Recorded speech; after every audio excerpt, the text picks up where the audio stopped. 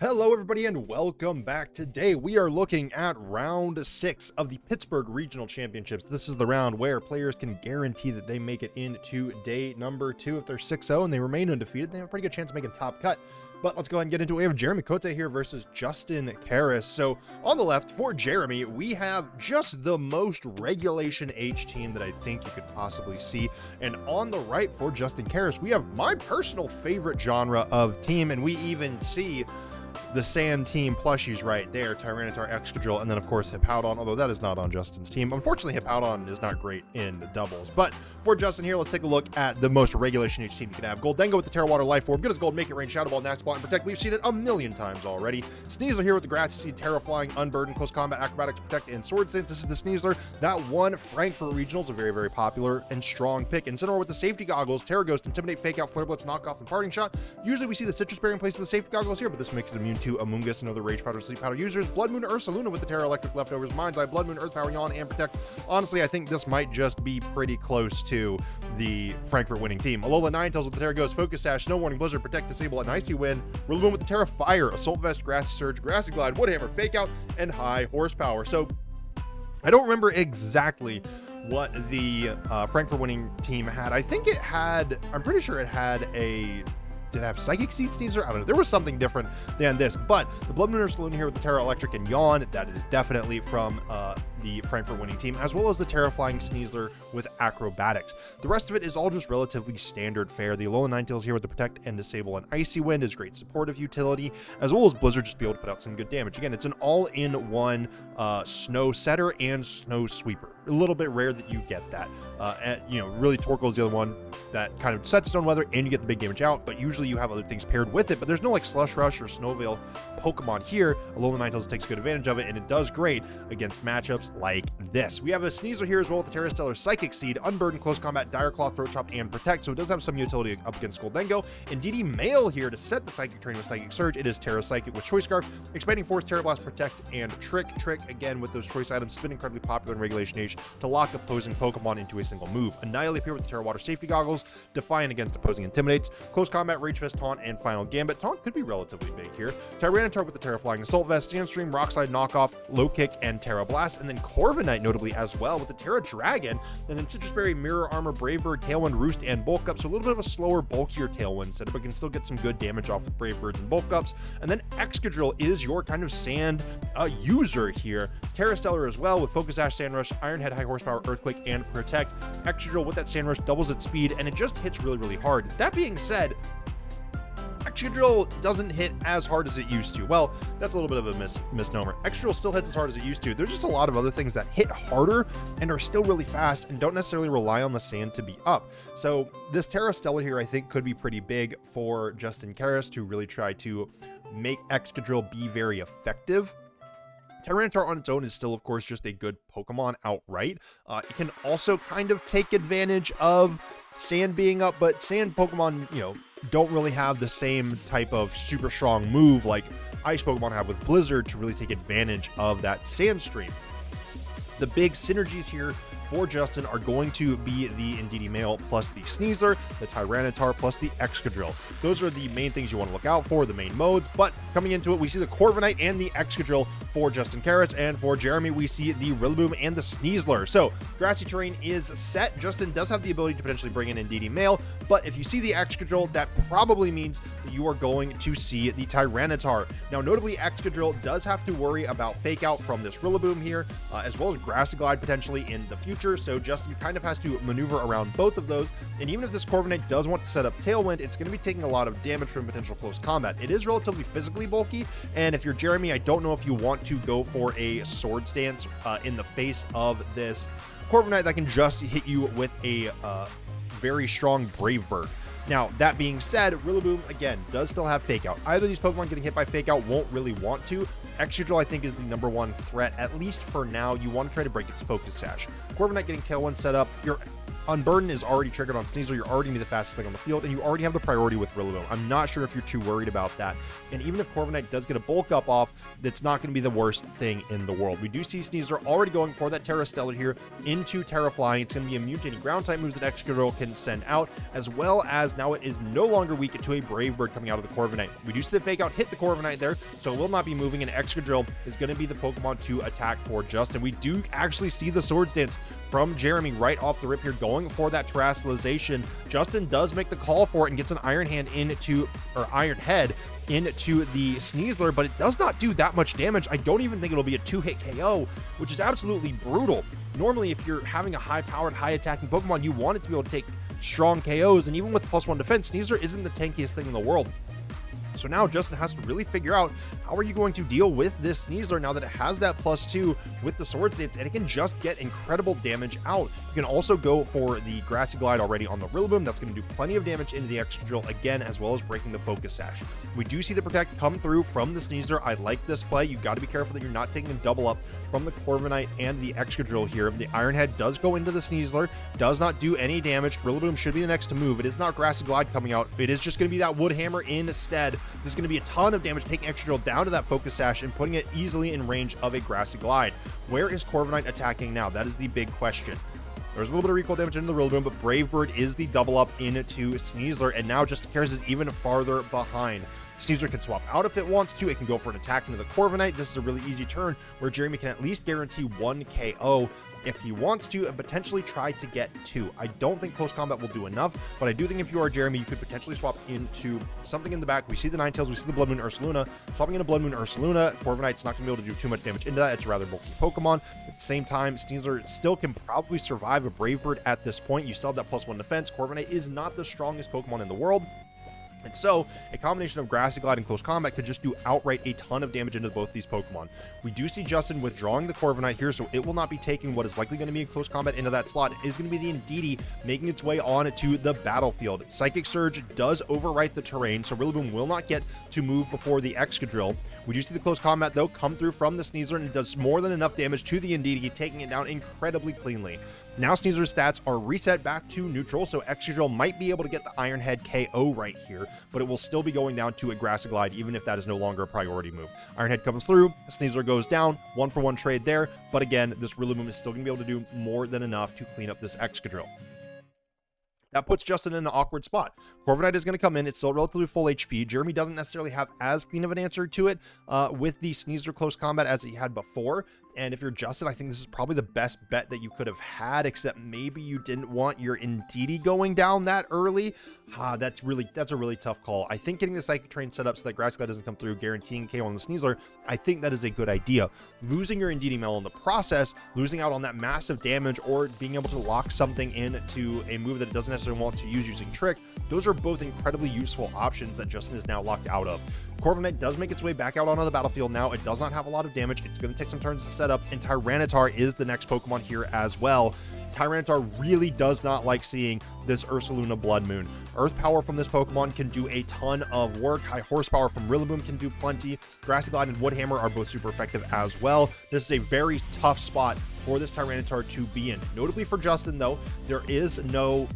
he has not Terastallized yet. He can go for that defensive Terra on the Tyranitar, get some added resistances and immunities to what Jérémy can throw out, but if you do that, then you risk yourself becoming incredibly vulnerable to the Alolan Ninetales in the back, which is now going to be able to come in and set snow without any issue whatsoever. Tyranitar's not going to be able to come back in and reset it to boost its own defenses. It's going to have to sit in the snow for the rest of the game. Now again, Blood Moon Ursaluna, this one especially, I believe, is rather tanky, and now, again, with Justin unable to switch Pokemon out, this can just easily send this Tyranitar to sleep. Corviknight would not be able to thanks to the Mirror Coat, or the Mirror Armor. I don't remember what the exact name of the ability is, but Snow Warning comes through. The Alolan Ninetales makes its way onto the battlefield. We do see the Terastallization coming through for Justin here. I think it has to be the Tyranitar. You have to go for that defensive Flying Terra, and you have to hope, essentially, that you can survive one more turn. A Tailwind here could be big from the Corviknight. I think you have to hope that you can get some... Ooh, a Bulk Up comes in instead. I think Justin was maybe anticipating that the Alolan Ninetales wouldn't come in on this turn, or was at least banking on it. That does boost Corviknight's physical defense, and Low Kick does go into the Ursaluna here. Does quite a bit, but Yawn comes out now from the Ursaluna Blood Moon. Both of Jeremy's Pokemon have Protect and can guarantee that Tyranitar sleeps on this next turn. That does give Justin the ability to go for another Bulk Up on the Corviknight, perhaps, which maybe you want to avoid. And Alolan Ninetales should be fast enough here that Blizzard is going to do a ton of damage into Tyranitar. Maybe I don't think it'll outright take it out, thanks to that Assault Vest. And then you do have to get a little bit worried about this Corviknight. It is going to be difficult to take down. It is a very bulky Pokemon, and it does have that Citrus Berry. So chipping through this health is going to be a little bit difficult. But Jeremy does have 2 special attackers on the field right now. And for the current moment, Corviknight can only boost its physical defense with Bulk Up. We do see the Protect come through from the Alolan Ninetales here. I imagine we're probably going to see it from the Ursaluna Blood Moon as well. Yep, exactly. That is going to put Tyranitar to sleep at the end of this turn. That'll give Jeremy a free chance to hit both Pokemon, or any Pokemon, without a chance of Tyranitar attacking for at least 1 turn guaranteed. Rock Slide comes out. It's not going to do anything. Corviknight does set up Tailwind. It's not the fastest Pokemon in the world. This will probably make it faster than the Ursaluna Blood Moon, but not faster than the Ninetales. Ninetales does have the ability to go for Disable, but not Encore. This is one of those spots where that specific utility move on Ninetales can come in clutch. If you Encore the Corviknight here into Tailwind or into Bulk Up, then you're feeling in an absolutely wonderful spot for Jeremy. Instead, it is just that Disable, which if you do wait for Brave Bird to come out from the Corviknight, go for Disable then as the Alolan Ninetales, then you're going to feel really, really good. Corviknight only has that 1 attacking move. Now, Ursaluna Blood Moon does need to get some good damage out. The Brave Bird comes through from the Corviknight. It is faster than the Alolan Ninetales. That is notable, and Ursaluna Blood Moon does fall here. Rillaboom's going to be making its way back out onto the battlefield now, and if you are Jeremy, you just start going for the Blizzards. Tyranitar stays asleep. It's not moving on this turn. Again, it is also faster than the Alolan Ninetales under Tailwind, but Blizzard comes through, doesn't do all that much into Tyranitar, even though it's super effective, and Corviknight down to just below half HP, which will trigger its Citrus Berry. So, Justin Carris not quite out of this yet. Tyranitar could potentially wake up on the next turn. However, if you are Jeremy, this is a spot where you could potentially fake out into the Corviknight and go for Disable as the Alolan Ninetales. That would guarantee that Corviknight cannot get any more damage out with that Brave Bird, at least for several turns. You can additionally get more Blizzards out, do some more damage with that Ninetales, and right now, Rillaboom can still do some decent work with Wood Hammers and with Grassy Glide. It is going to be taking recoil damage from Wood Hammers, but it can still get work done. So again, right now, for Jeremy, if you trust that this Tyranitar will stay asleep, which more than likely it will, a fake out into the Corviknight plus a Disable where will guarantee that the Corviknight cannot get any more attacking moves out for the rest of the, well, essentially what should be the rest of the game, especially as you're going to have a few more turns as Blizzard, or with Blizzard for Jeremy as well. We do see him considering, I think there are other options. You could still go for Icy Wind, trying to slow down your opponents. Again, I think you still go for Fake Out into the Corviknight. Icy Wind slowing down the Tyranitar and the Corviknight will be pretty good in the long term, especially if this Tyranitar stays asleep. We do just see the Corviknight go for Roost here. There is no Fake Out yet. That is going to put Corviknight back up to full HP. So what is this Rillaboom going for? Is it going to be a Wood Hammer, and who is it going to attack specifically? The Blizzard comes in, does very little into the Corviknight this time around, and Tyranitar down into the red. Wood Hammer comes out, Tyranitar goes down. It is just going to be this Corviknight for the rest of the game. Now, again, notably, Jeremy can just keep attacking with this Alolan Ninetales. Justin is going to have to go for a Brave Bird again at some point, and that is going to make sure that is going to give Alolan Ninetales the opportunity to hit it with Disable. That is going to stop Corviknight from being able to hit the Brave Bird. This is very specifically a very tough spot for Justin Carris. Still, you have to essentially hit 3 times with your Brave Bird, and notably, you're going to take a lot of recoil damage over the course of hitting those Brave Birds, especially against this Rillaboom. You're going to do a lot of damage at once, and it is going to take you incredibly low. As well as having this Bulk Up, you might even take Alolan Ninetales down to its Focus Sash, which you would have to attack it again. So this is a guaranteed turn where Jeremy could potentially get off a Disable here. The Brave Bird does go into the Rillaboom. I think this is the smart choice. Rillaboom is going to go down, and that is going to put Corviknight into a spot where Disable is going to do a lot of work. The recoil here takes it down to about 2/3 of its HP, but Blizzard just comes through from Jeremy again. Corviknight down to about 1/4 of its HP, and the snow stops here. Tailwind peters out. Alolan Ninetales is now the fastest thing on the field. Blizzard is not guaranteed to hit. However, Disable could come through right now and stop Corviknight from attacking again. Not necessarily guaranteed. Long term, Blizzard comes in, a little bit of a gamble. Corviknight goes down. It's a critical hit anyways. I think that probably would have done the work one way or another. Jérémy Côté taking game number 1. I think that was a little bit riskier than you necessarily needed to be, especially with Tailwind going out. You could have disabled the Brave Bird. That's, it's not going to be a usable move for at least several turns. I guess that does technically risk Roost coming out. But at the end of the day, you hit the Blizzard, you lock things up for the rest of the game, even if actually, I don't know. Because then if you're just locked into Blizzards versus Roosts, then it's still going to be a tough spot.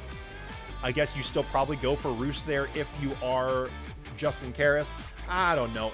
I guess it's a tough spot overall. I think if you're going to disable, you have to do it earlier. I think doing it on that last turn means that you're just going to be in a very long stally game that you're never going to win. So Blizzard on that last turn probably makes a lot of sense, but that is a little bit of a gamble. Coming into game number 2, we'll see if Justin Carris has an adaptation. Excadrill does not seem to bring the damage that it once did. We'll see if that can change this time around. Excadrill and Corviknight once again make their appearances, and Jérémy bringing Rillaboom and Ursaluna both this time around. Ursaluna again applying a ton of pressure, very similar to how Sneasler was, but does not take super effective Brave Bird damage, does not take super effective high horsepower or Earthquake damage. Notably, Earthquake damage is currently mitigated by Rillaboom's grassy terrain. That is something that Justin has to be concerned about. You're not going to be able to get spread damage. One of the things that Corviknight and Excadrill pair well together with is that, one, you can set up Tailwind with Corviknight, but also you can Earthquake next to Corviknight as Excadrill. Problem is, when Rillaboom is so popular, that Earthquake really doesn't feel as good. Not to mention, you get hit by Fake Out, you get hit by Grassy Glide. It's just a nightmare out there for Excadrills. The Fake Out does come through into the Corviknight. Once again, it is not moving on this turn. Iron Head comes through, goes into the Rillaboom this time around. Again, does about a third of its damage. Corviknight flinches, and Earth Power comes through from the Ursaluna. This is going to take Excadrill down to its Focus Sash again. It's just such a frail Pokemon, and right now it is under just so much pressure from this Rillaboom. Justin Carris, again, just in a spot where this Excadrill is going to go down so early with doing very, very little overall. This is another turn where Justin Carris could do the same thing as the previous game, where you swap out the Corviknight, bring in your Indeedee Male, and then you go, your Excadrill gets more damage off. But unfortunately, this time around, you're not going to be able to get a defense reduction on the Rillaboom to guarantee a KO. You'd have to rely on a critical hit. You'd potentially have to rely on Iron Head flinching the Rillaboom to stop it from getting damage out. And even honestly right now for Jérémy, well, no, never mind. This Ursaluna does not have Hyper Voice. It is Blood Moon on the Ursaluna. Blood Moon into the Corviknight with Grassy Glide into the Excadrill feels incredibly clean. The Corviknight probably wouldn't go down to that, but it would still do plenty of damage. Excadrill falls to that Grassy Glide just like we expected. Corviknight should be the next Pokemon to move Brave Bird into the Rillaboom and do a ton of damage. Are we going to see the Tailwind? No, it is just going to be that Brave Bird here. Will it KO in one shot? It does. We saw that Rillaboom at higher HP went down before. This is going to be some good recoil damage on the Corviknight here. And then a potential Blood Moon as well. Or, well, we'll see what we see. Are we going to see a Yawn? It is going to be the Yawn here into the Corviknight. So it is going to be going to sleep on that next turn no matter what. And again, Jérémy in a spot where you can bring in the Alolan Ninetales, force either a swap or for that Corviknight to go to sleep. Now, currently, I think this is a good spot to bring in the Sneasler. Grassy Terrain is still going to be up, if even just for a moment. I think that's how the interaction works, where Grassy Seed should trigger. I don't know if Justin is bringing the Indeedee Male again. Overriding the terrain, I think, is important, but your Excadrill was already going to go down anyways. You weren't going to really get a lot of effect out of those Earthquakes. So are we going to see that Indeedee one more time? We are. Indeedee Male makes its way onto the battlefield. That is going to set the Psychic Terrain before this Grassy Seed can trigger from the Sneasler. Psychic Surge comes through. Sneasler's not going to have that unburdened, but right now there is no Tailwind up from the Corviknight either. So Corviknight, again, either needs to swap out or it is going to sleep on this turn. This is an opportunity for Jérémy to just go for Protect on the Sneasler, and you can go for some damage for the Ursaluna, potentially a Blood Moon into the Indeedee Male, or for Protect as well. A double Protect here would give Justin the ability to just get a clean swap on the Corviknight. I don't know if you want to risk that. At the same time, I don't know if that will put Justin in a better spot at all. Sneasler is still going to be incredibly fast, and we know that Close Combat already KOs Indeedee Male from this point. Even bringing, I don't think there's any redirectors really that Justin can bring in that are effective. We could potentially see Annihilate coming through, but I don't think that that is going to do enough. We do see the Terastallization coming through. I believe this is for Justin again. Yeah, this is going to be Indeedee going for that Terra Psychic. This could be a max damage expanding force, or it could be that Terra Blast, which would have a lot more single target damage outright. But expanding force would still do a lot of work. Unfortunately, we see the Protect from the Sneasler. That tells me that we are probably going to see the Protect from the Ursaluna Blood Moon as well. No, it is going to be the expanding Expanding Force from the Indeedee. No Protect onto the Ursaluna Blood Moon here. If Justin makes the right call, this could mean that Blood Moon goes down. Expanding Force, how much damage is this going to do? Indeedee Mail does quite a bit. Ursaluna down to about a third of its HP, and Brave Bird comes out from the Corviknight. Ursaluna Blood Moon survives it.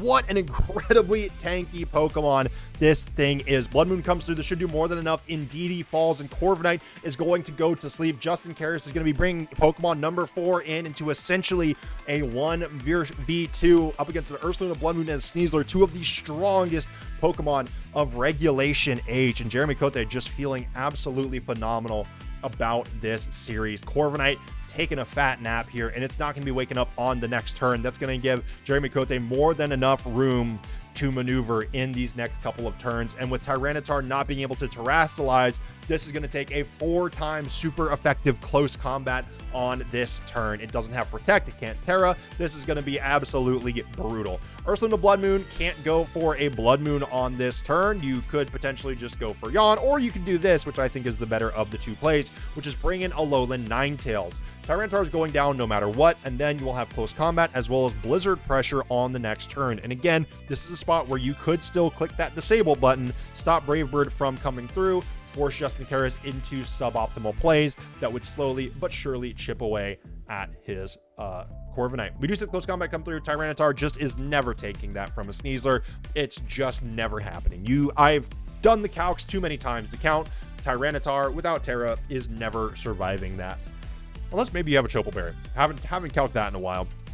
Corviknight stays fast asleep, but this match should be all said and done. Blizzard and close combat should be more than enough to close this out, and Justin Carris concedes to the 2-0. That is going to be Jérémy Côté already moving on to day number 2 guaranteed. Of course, his record is not set in stone. An undefeated one is going to be much better than going in 6-2 or 6-3, how many rounds there are on day number 1. But we're getting into crunch time. Most of these next few games are going to be win-and-ins essentially for these players. I'm a little bit sad to see the Sand team go down, but when you're up against truly the team that is just the best Pokemon of Regulation Age, it can be incredibly difficult to come prepared with a strategy that addresses everything, because there's almost always a way for this team to win the game. Until next time, y'all, be safe, be smart, make wise decisions, and farewell.